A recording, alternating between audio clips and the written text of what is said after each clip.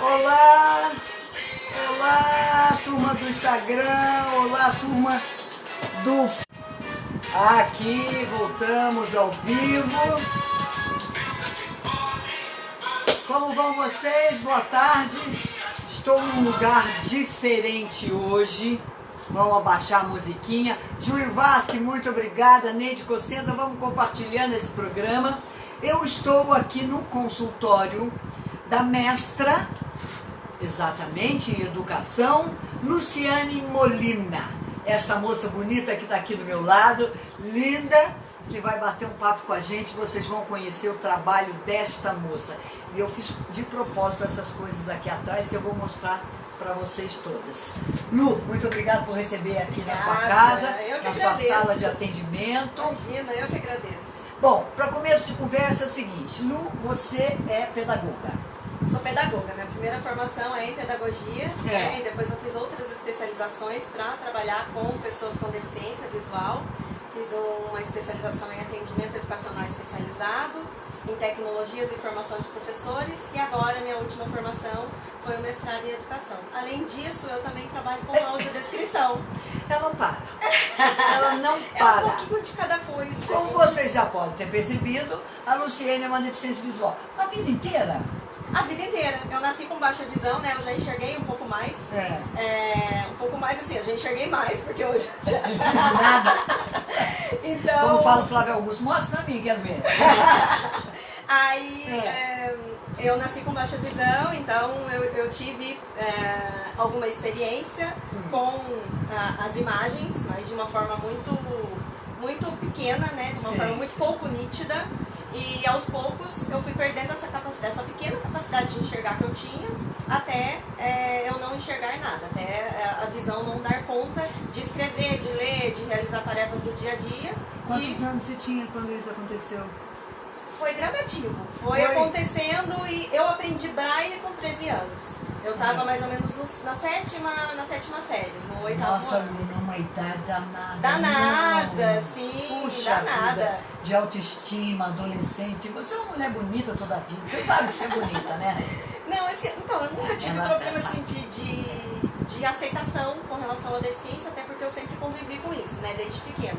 Embora eu tenha tido a baixa visão, eu sempre convivi com a possibilidade de não enxergar como as outras pessoas sempre me enxergaram. Então, quando eu me dei conta que eu já não estava conseguindo mais ler e escrever, nem com as letras gigantes, ampliadas, com lupa, etc., aí a gente foi procurar outros recursos que me possibilitaram continuar os estudos, que no caso foi o Braille.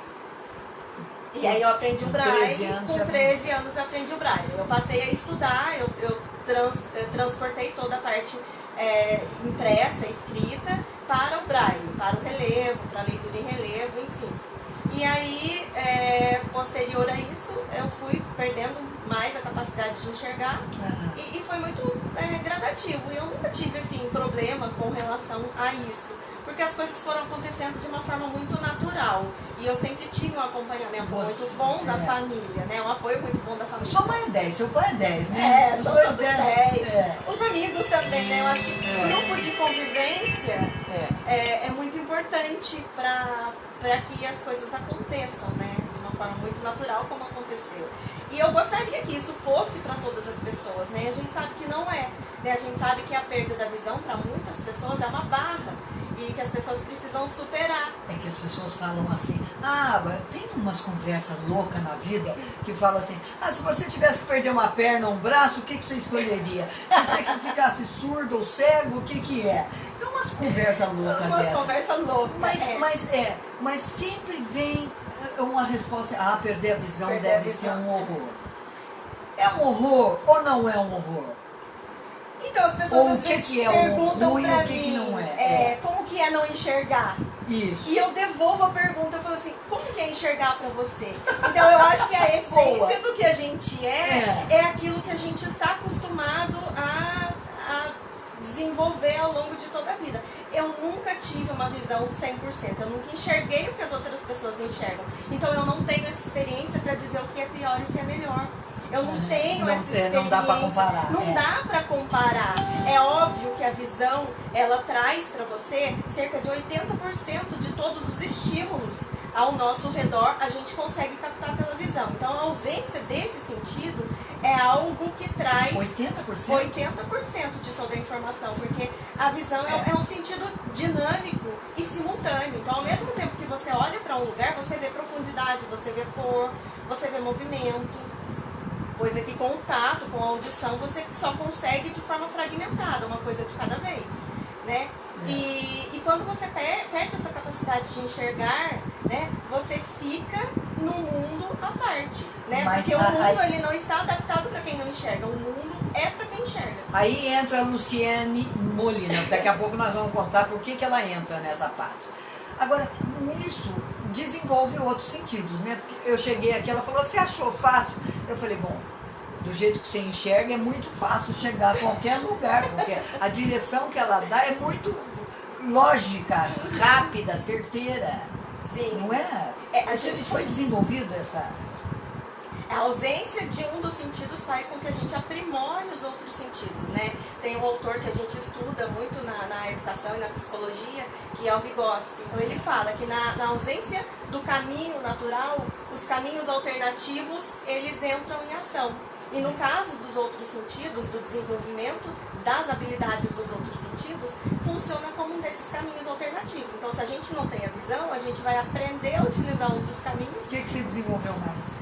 A gente aprende a ouvir os sons, a captar esses estímulos pelos sons, pelo tato, pela vibração, pelo deslocamento de ar. Então a gente sabe que a gente está numa esquina, a gente sabe que a gente está num ambiente fechado, a gente sabe que a gente está passando perto de algum estabelecimento pelo cheiro, pelo som. Então a gente aprende a desenvolver todos esses estímulos, esses sentidos remanescentes para a gente captar esses estímulos que a gente não teria com a visão.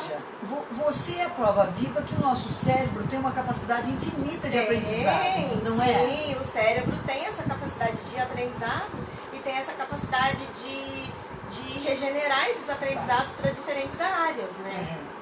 Olha que bárbaro! E isso você foi desenvolvendo e resolveu fazer educação por quê? Eu decidi fazer educação justamente numa fase de transição. Você se sentiu inibida? A primeira pergunta é essa, em alguma profissão, continuar estudando por conta dessa falta de visão?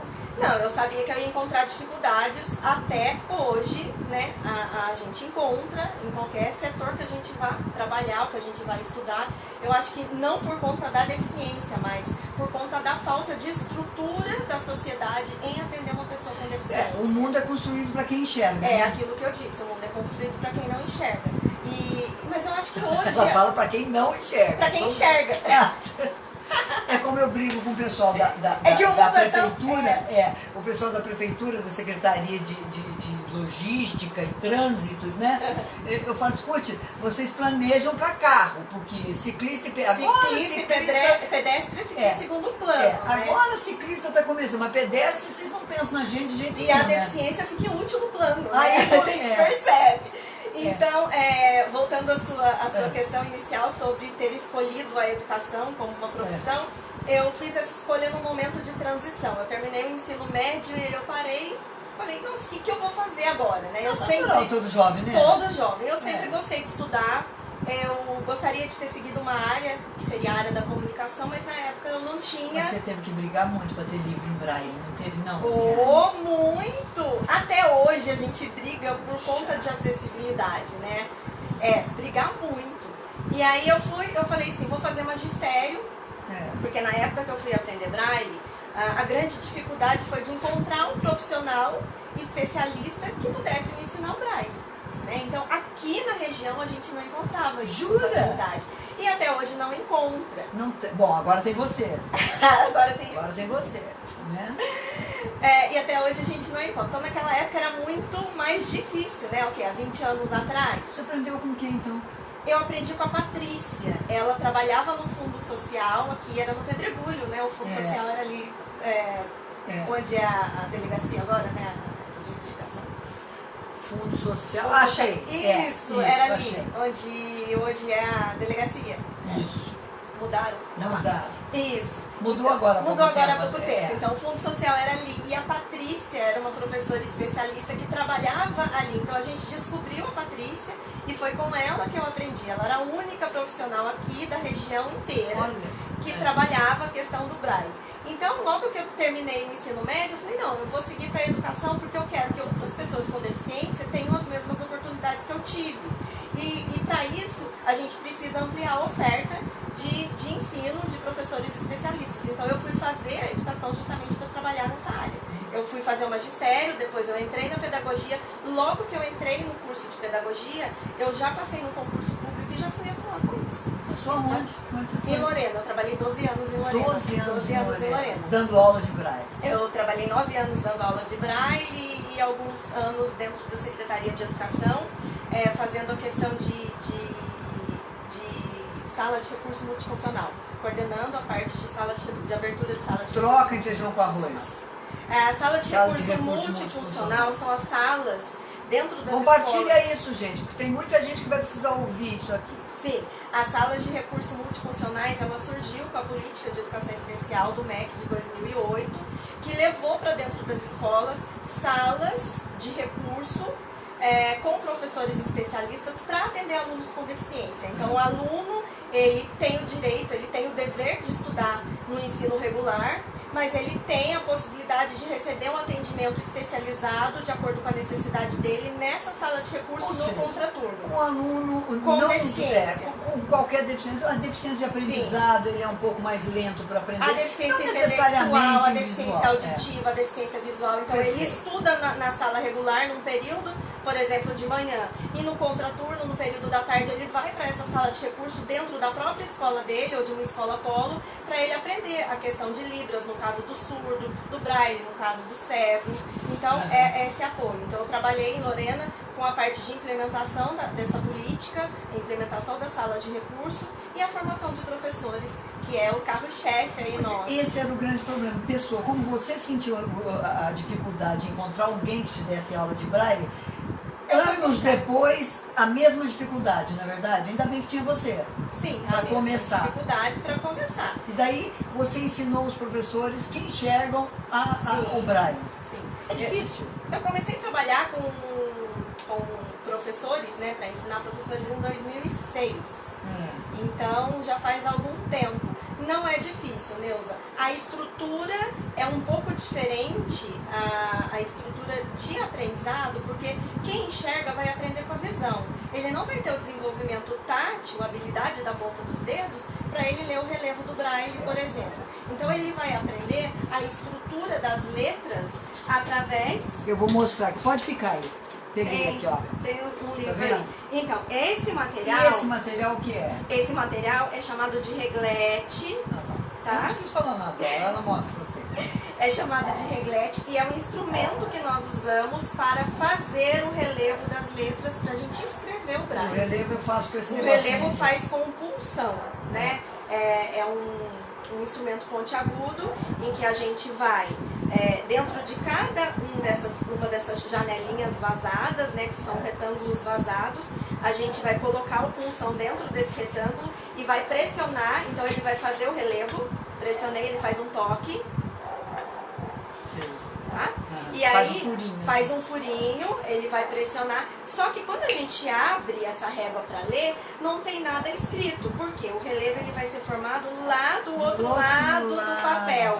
Aqui, o que eu escrevi formou um relevo, 3 pontinhos agrupados um abaixo do outro, que no caso seria a letra L. Não dá para o pessoal ver, mas no caso seria a letra L. Você está sentindo? O que você quer? Eu mexi na mesa dela toda aqui e ela está procurando. Eu estou procurando. É um retângulo com 6 círculos. Um retângulo de borrachinha. Tá aqui. Isso. Achei um retângulo. Só pra gente ela mostrar. É prática. Retângulo de borrachinha, achei. Isso. Só pra gente mostrar pro pessoal o que é a estrutura do Braille. Porque é importante a gente mostrar para que as pessoas saibam que não é um bicho de 7 cabeças e que todo mundo pode aprender, né?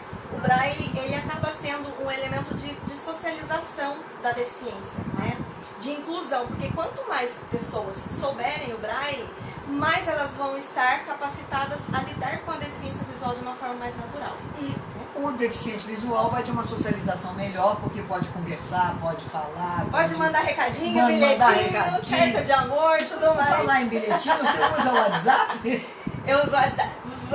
Vamos fazer o braille e eu mostro como eu uso o WhatsApp. O que é esse retângulo? Esse retângulo vazado é a estrutura do braille, do código braille. O código braille ele foi criado na França e em 1825, mais ou menos, por um jovem francês que ele perdeu a visão com 3 anos de idade enquanto ele brincava na oficina do pai dele.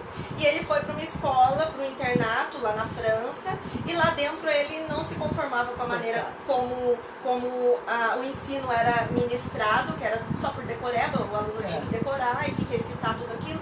E ele acabou desenvolveu o método Braille, que é um método de escrita em relevo. Essa é a estrutura do código Braille. É um retângulo com 6 círculos dispostos em 2 colunas. Certo. De 3 pontos. Tá aparecendo lá? Tá aparecendo lá. Tá lá. De 3 pontos cada. É isso aqui, tá? Isso é a estrutura.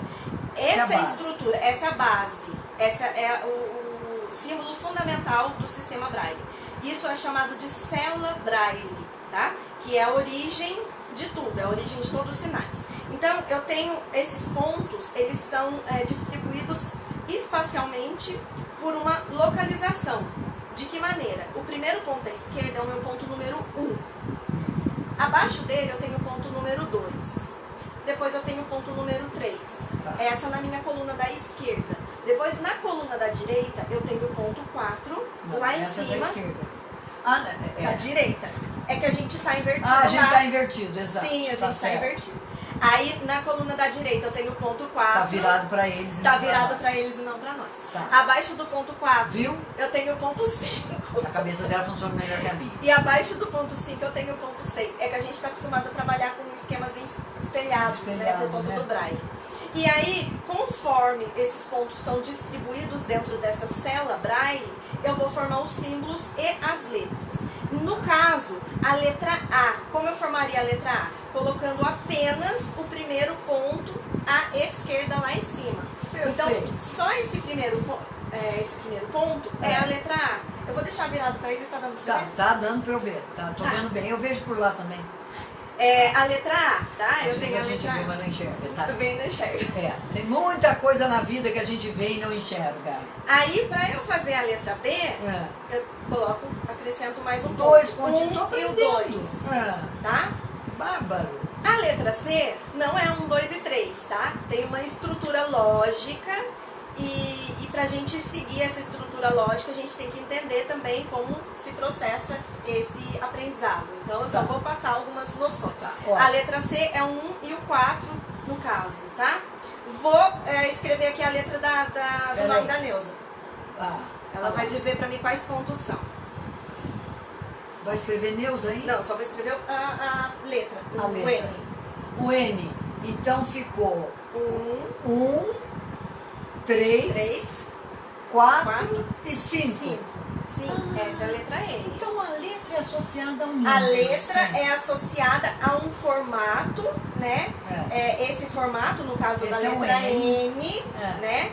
Ele é obtido através desses 4 pontos. Então, quando a gente fura esses 4 pontos aqui, nesse instrumento, no reglete, né? Se a gente fizer a letra reglete, se a gente fizer esses 4 pontos dentro dessa janelinha, a gente vai ler a letra N aqui no papel.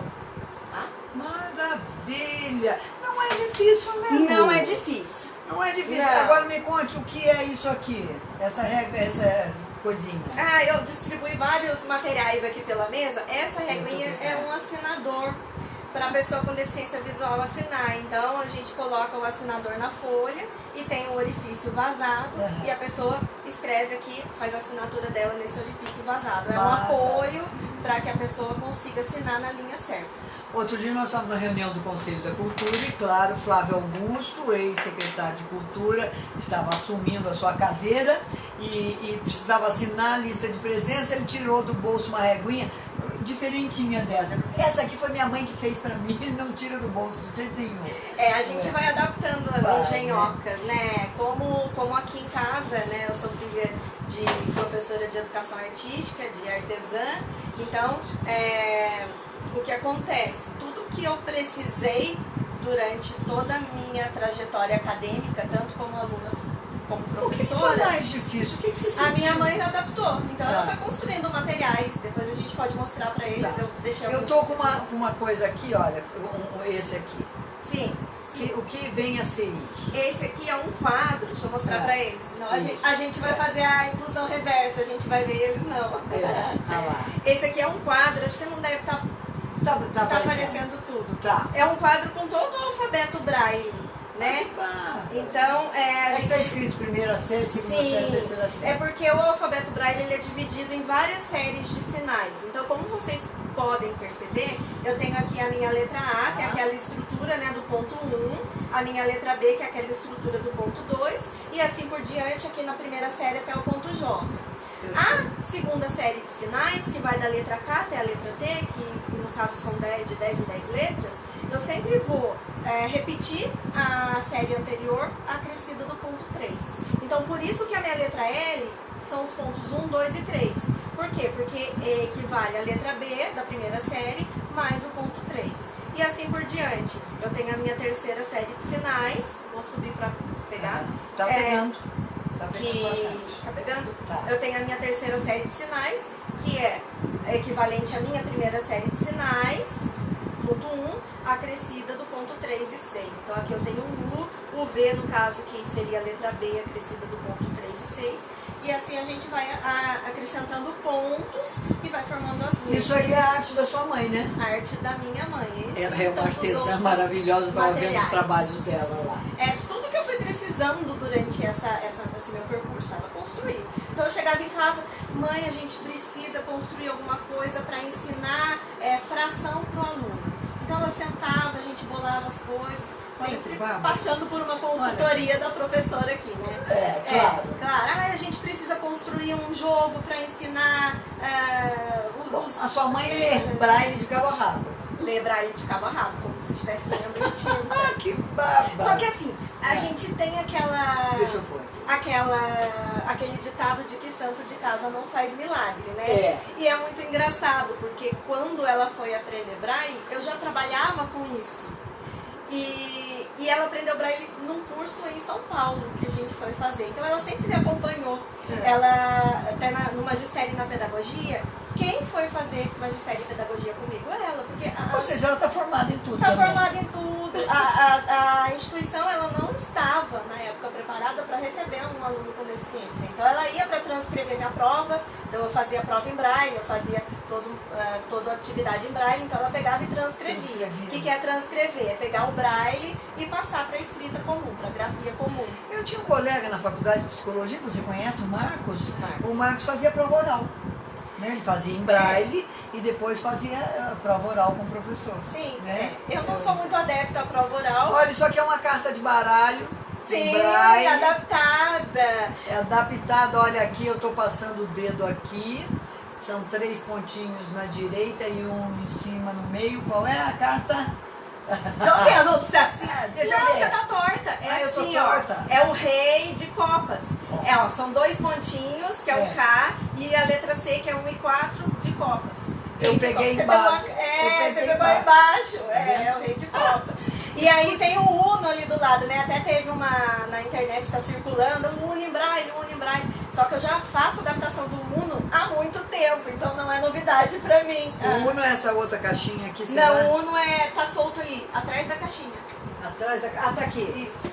Esse colorido. Esse é o Uno. Esse é o Uno, já tá com braille também. Você adaptou? Na pontinha. Eu adaptei, eu mesmo faço adaptação. Esse aqui é o Coringa.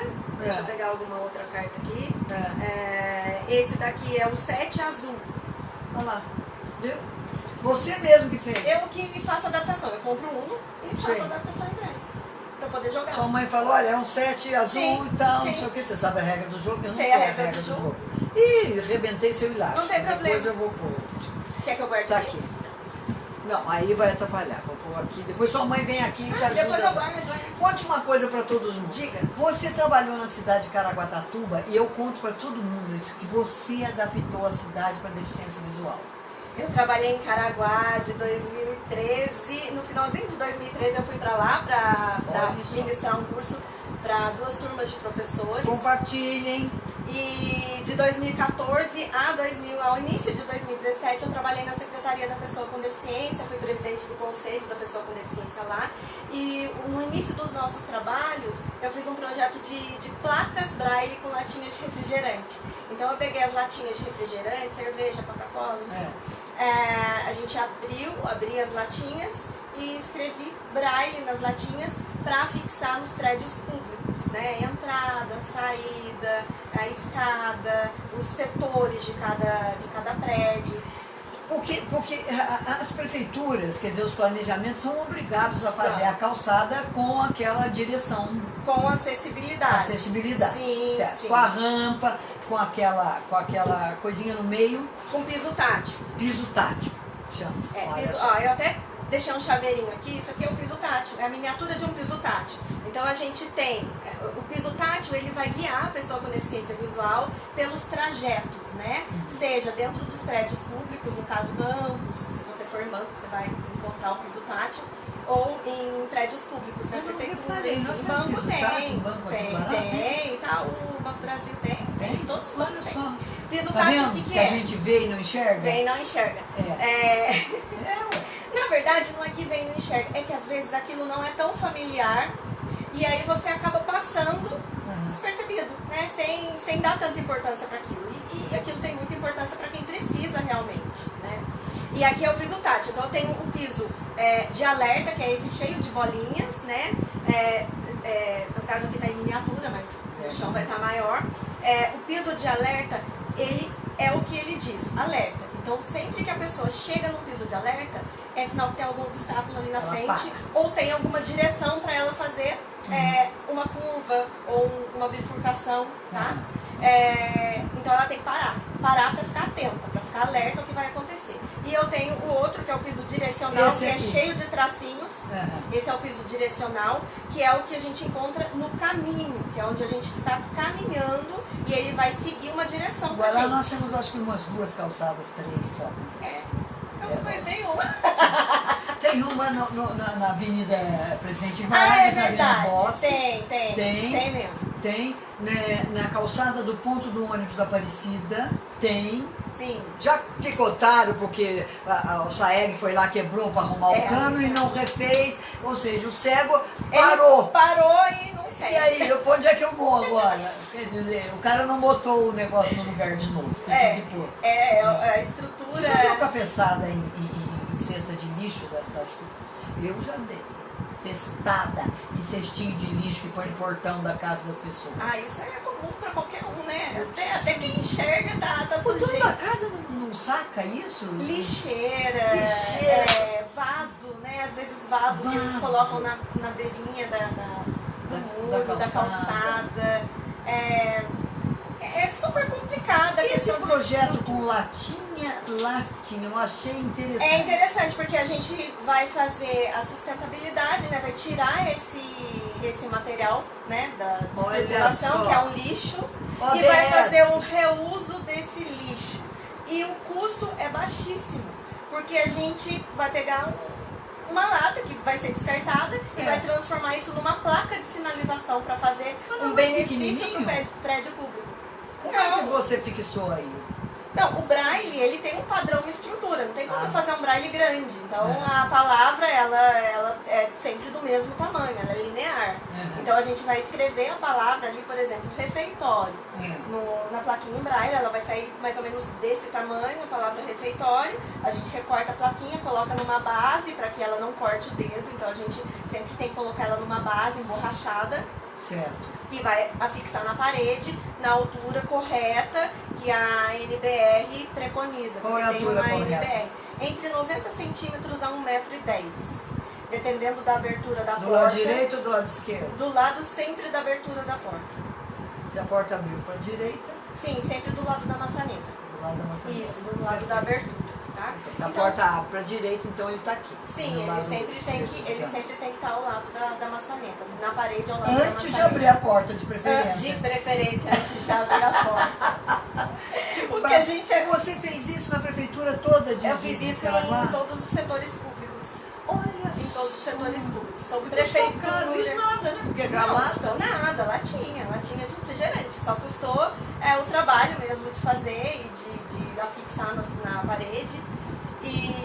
Prefeitura de Guaratinguetá, de todas as cidades que estão nos assistindo. Quantas prefeituras tem isso aí que você conhece? As prefeituras... Guará não tem, né? Guará não tem. Por isso que eu estou falando. Guará não tem. Guará não tem. Aqui, não sei te dizer, né? Uma cidadã guaratinguetaense à sua disposição. Não sei te dizer. Assim, a gente até às vezes fica meio sem graça de falar da própria cidade da gente. Parece que a gente está falando mal, mas não é falando mal, é falando de que maneira a gente pode encontrar uma solução viável para um problema, para resolver um problema, um conflito, uma situação, para dar uma solução para a questão da acessibilidade. Guará é uma cidade turística, então ela precisa investir em acessibilidade. Verdade. E acessibilidade não é só fazer rampa na beirada de calçada e banheiro público. Não é, a acessibilidade vai muito além disso. A acessibilidade é você fazer uma forma, adaptar uma forma de comunicação que possa ser, que possa atingir a todos, que possa servir para todo mundo. A questão do QR Code, por exemplo, né? Guará poderia assumir essa questão do QR Code nos pontos turísticos, para a pessoa com deficiência visual chegar com o celular dela, com o sistema de voz, e saber onde que ela está, que lugar que é aquilo, qual que é a estrutura, qual que é a arquitetura daquela igreja. Eu fui esses dias no Museu Essa ideia é bárbara, hein? Consultoria gratuita com a prefeitura. Olha, essa ideia é bárbara, Luciene. Escuta, vocês estão ouvindo isso? Eu fui esses dias no Museu Frei Galvão, gente. Nada está ao alcance das nossas mãos, né? Nada, né? Nada. Tudo tá guardadinho, tropeçou na escada. De vidro, né? Tá tudo bonitinho lá, então a gente não pode ter acesso. E de que maneira a gente pode ter acesso a todos esses elementos que não podem ser tocados, mas que precisam chegar até a pessoa com deficiência de alguma forma. Como é que eu vou saber o que tem ali dentro? Como que eu vou saber? É um vidro liso? Liso. Audiodescrição, gente. A audiodescrição hoje é um recurso muito adotado em cinema, em teatro, em museus. O Conselho da Cultura, da qual eu faço parte, já viu que eu vou levar para lá, não é? Essa é a ideia. Então, porque o museu agora está dentro da Secretaria de Cultura, né? Sim. É um museu muito antigo. Né? A gente entende. Você já foi à Casa de Cultura de Paraty? Eu não fui à Casa de Cultura de Paraty. Ela tem um trabalho muito legal com o áudio. Sim. Não é? Você senta, põe um fone bilíngue e muita gente contando história de tudo que tem em Paraty. E a audiodescrição, ela segue esse preceito, né, da tradução bilíngue. Então você pode usar tanto um aparelho de tradução simultânea para ouvir uma narração daquilo que está ao seu redor, ou você pode usar o seu celular para ler um QR Code. Você está fazendo esse trabalho agora de audiodescrição, não está? Sim, eu sou consultora em audiodescrição. Eu já fiz um trabalho grande para a TV Aparecida, uma consultoria para a TV Aparecida, e agora eu estou fazendo outras consultorias para teatro em São Paulo. Eu fiz agora na semana passada um audioguia, uma visita guiada para a cripta da Catedral da Sé. Olha que bárbaro! Então é bárbaro. O que acontece com a audiodescrição? Como é que funciona isso? A gente trabalha sempre em equipe, né? Tem um audiodescritor que ele vai até o local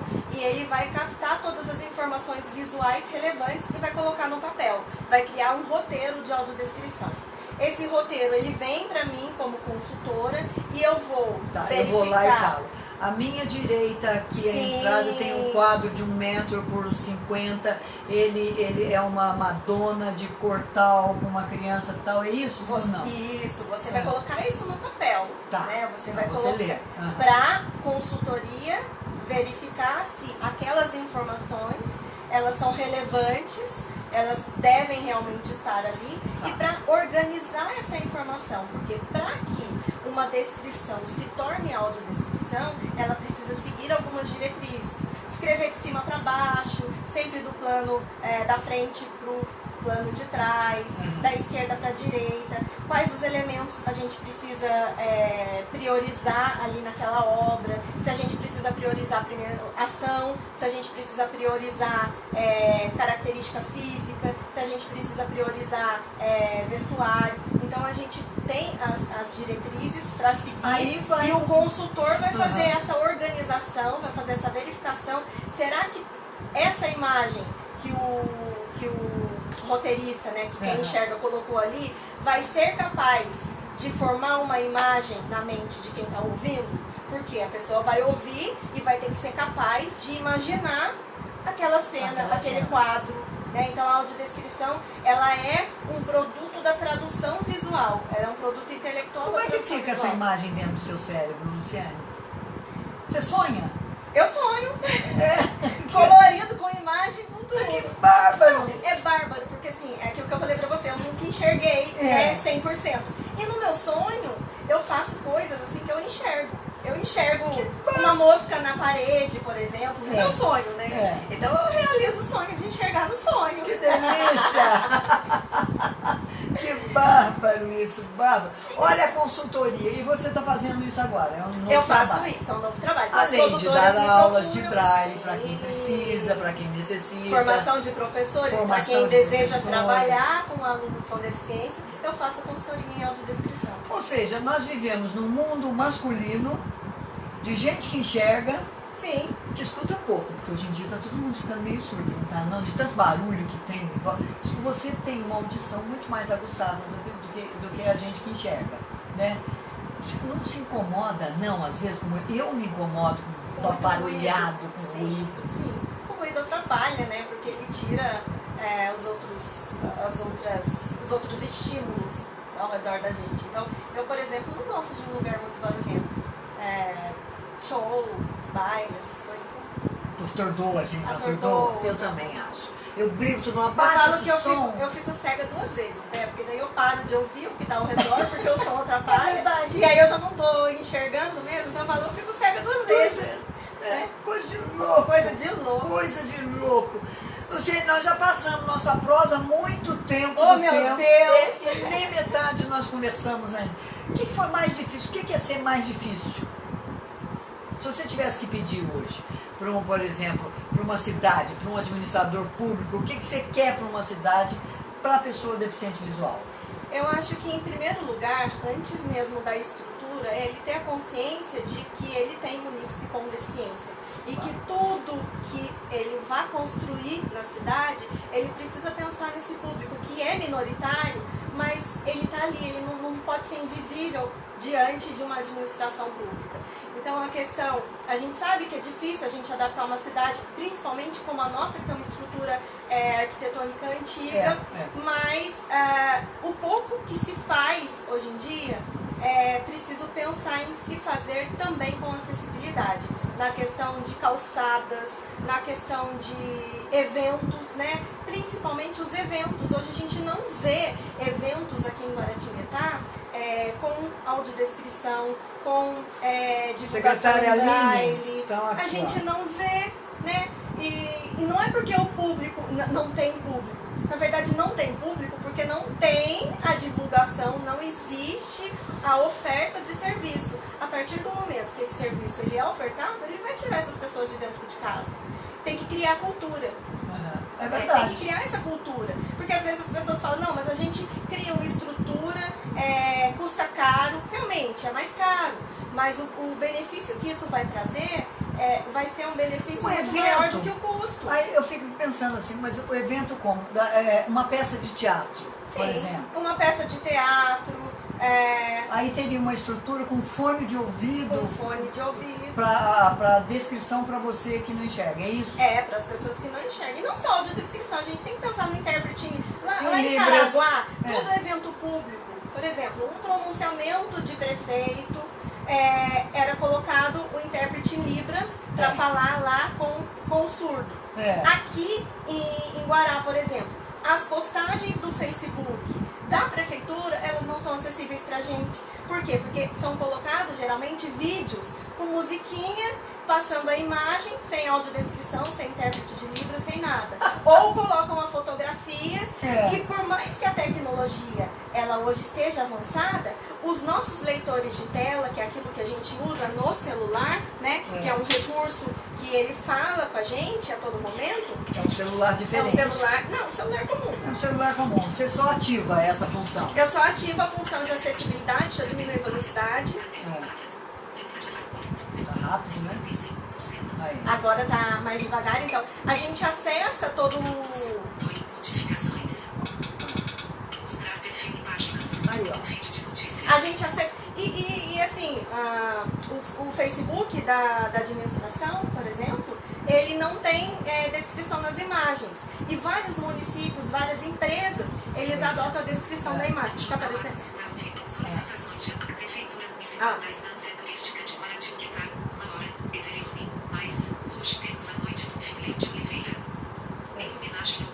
Tá lendo porque esse aqui é um texto.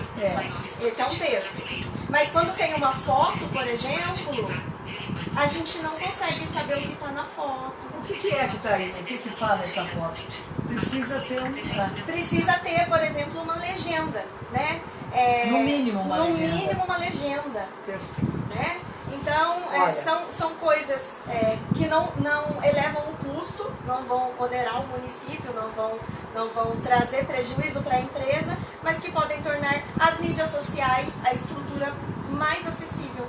Né? E a divulgação dos eventos da cidade chega a mais pessoas. Chega a mais pessoas, porque as pessoas não participam. E cria mais público. Cria mais público. Você já pensou se Guará tivesse acessibilidade para deficiência visual? Agora naquele sonho. Já pensou aquele corredor que vem agora, que vai ser feito lá de baixo, da linha do trem até a matriz, a casa de Frei Galvão e tal, audiodescrição e tudo mais? Já pensaram nisso? Com QR Code. Ou turma do Conselho de Turismo da cidade? Não é? Chama essa moça, só quem vive que sabe.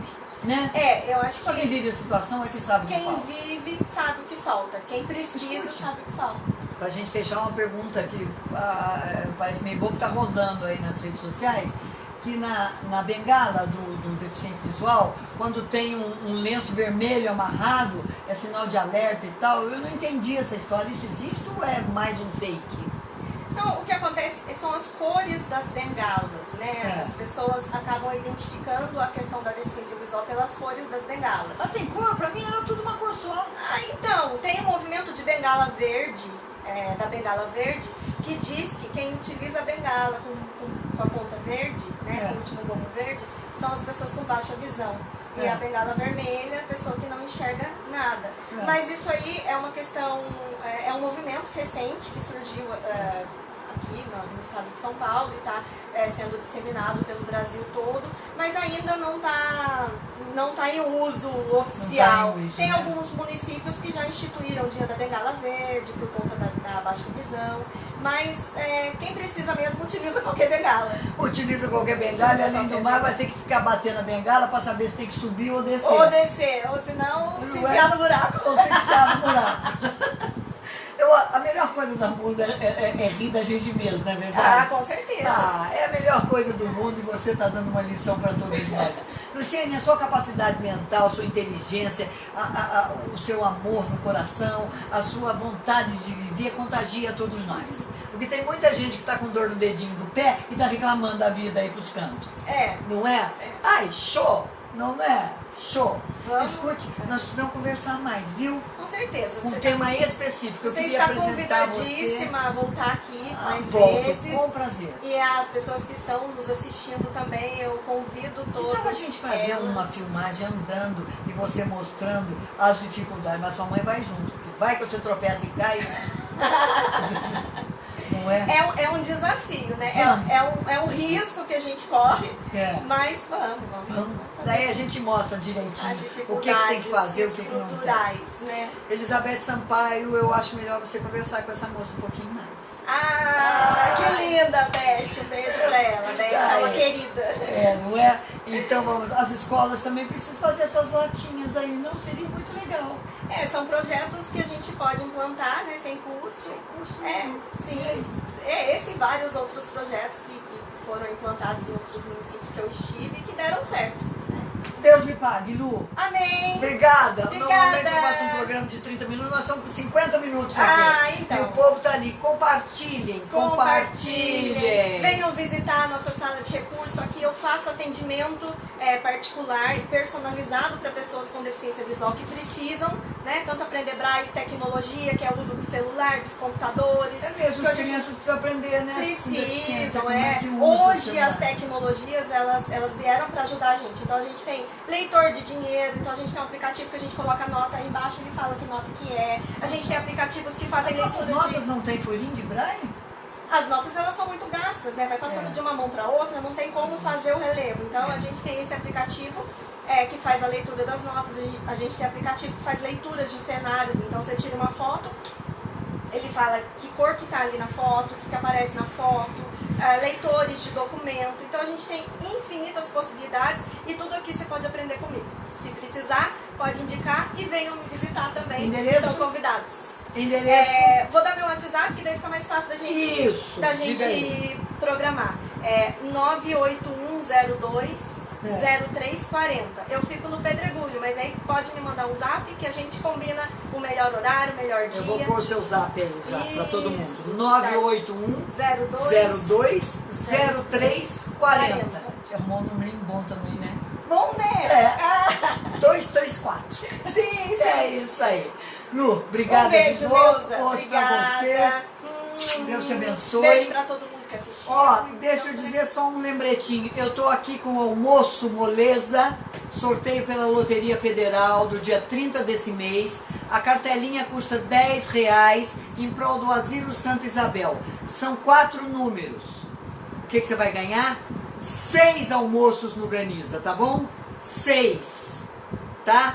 Pode comprar, tem carnê lá no Graniza. Você que tá indo almoçar no Graniza lá, R$10, tá lá no caixa, pode pedir. Ou então zapeie pra mim também. 997-455233. Almoço moleza, Graniza em prol do Asilo Santa Isabel.